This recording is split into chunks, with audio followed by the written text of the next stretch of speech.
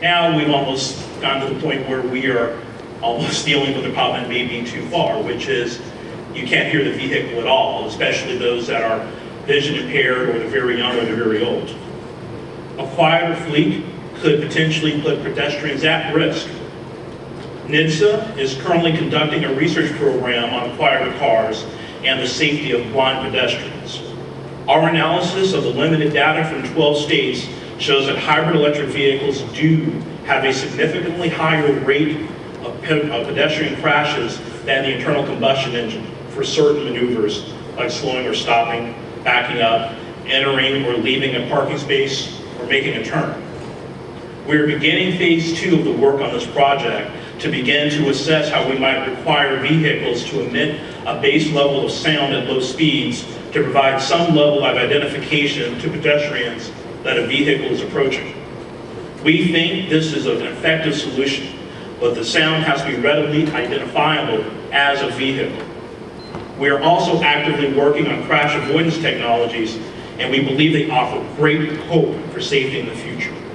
Vehicle technologies such as forward collision warning systems, lane departure warning systems, collision imminent braking are all wonderful technologies that will provide drivers a little extra help when they need it most.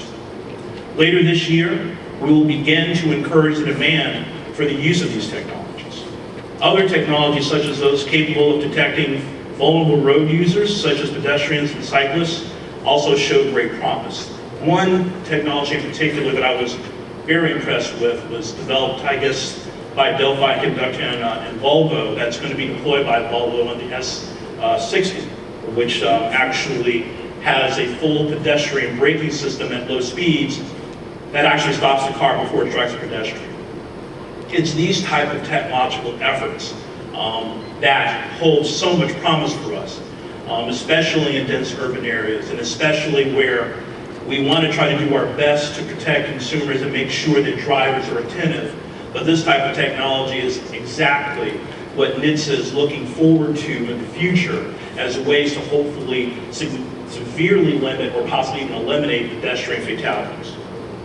We are also looking to the future safety benefits of vehicle-to-vehicle communications, or V2V.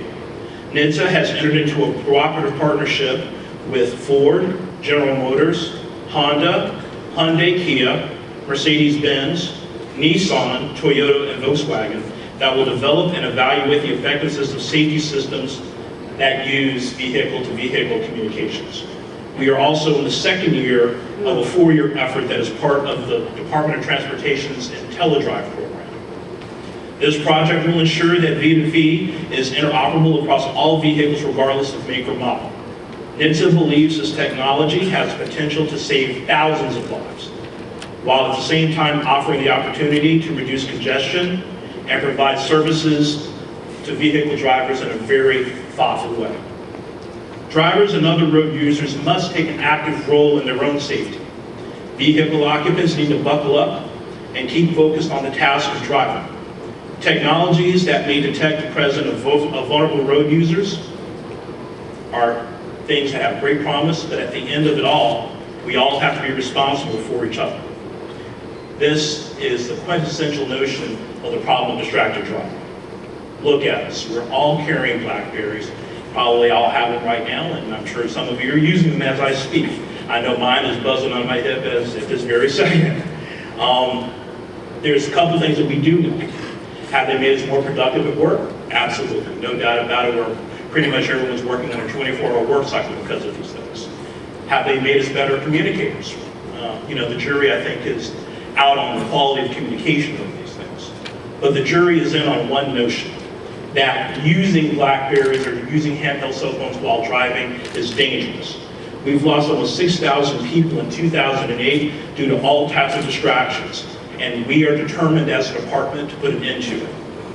Secretary LaHood, actually, I'm going to steal his own line. Secretary LaHood, when he's out talking about distraction, I'm not sure if any of you guys have heard him talk about it, he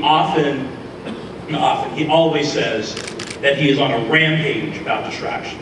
He sees this as an emerging risk that needs to be addressed directly and immediately. Last fall, the Department of Transportation held a summit on distracted driving. It was the first in the nation to call attention to this dangerous problem and propose a range of realistic solutions. We recently unveiled sample legislation that states can use as a starting point to craft laws prohibiting texting while driving. Hopefully, this will help all state legislatures currently consider moving such laws forward. So far, 21 states plus the District of Columbia have texting laws covering all drivers. Iowa became the 21st state early this year. This is a very good start, but we all have to do better. NHTSA is seeking $50 million in next year's budget for an incentive grant program to encourage more states to pass these laws.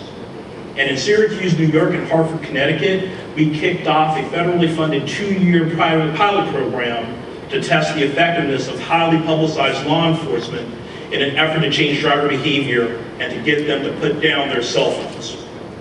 On the outreach side, we are sponsoring a website, distraction.gov, which acts as a national clearinghouse for information on distracted driving. I am very encouraged by the momentum that is building behind the issue to stop distracted driving.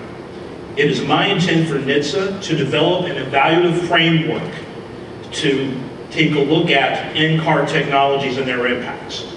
We are in the second decade of the 21st century, and we're going to have new technologies, new applications, new usages coming into the vehicle at a pace that, frankly, is going to be dizzying. NHTSA and the competitive marketplace needs a framework that we know where the danger zone is, not only for the safety of our passengers, which is the utmost importance, but also for consistency and a competitive landscape for every manufacturer to be able to build around. I'm looking forward to working with the manufacturers, the component suppliers, and other constituencies as we work to develop this framework. In addition, the one concern that we all have at NHTSA and DOT is that we are seeing these new infotainment systems being introduced, and they have great promise, and there's great areas to compete, but they also have a great potential to create more and more distraction for a driver. As part of NHTSA's distraction research plan, we'll be taking a very hard look at requirements for these systems. I am challenging the auto industry and the cell phone industry to work collaboratively with us as we move forward. We are also on track at NHTSA to roll out our enhanced government 5-star safety rating system with the 2011 model year vehicles. For the new ratings, we made changes to the existing front and side crash ratings programs. We also added a family of crash test dummies and side impact pull tests to increase occupant safety. We established an overall safety school, which will combine star ratings from the front, side, and rollover programs. Finally, the agency also implemented a program that we hope will encourage demand for the use of advanced crash avoidance technologies.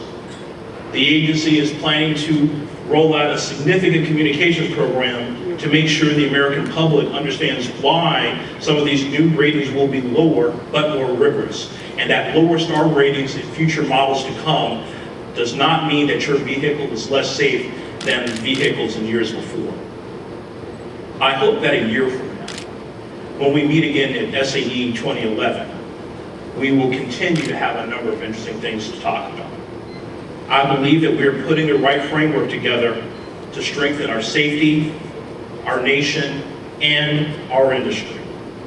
NHTSA is ready for change. In fact, the men and women of NHTSA welcome change. What will not change, ever, is NHTSA's commitment to safety. My deputy, Ron Medford, myself, the staff, the men and women at NHTSA, will take our duty very seriously as we stand before the American public. Again, thank you so much for everything that you do. The innovation, the thought, the process, the passion that all of you have in safety and making cars ever safer. Thank you so much. I'm very happy to be here today. I'm willing to take some questions.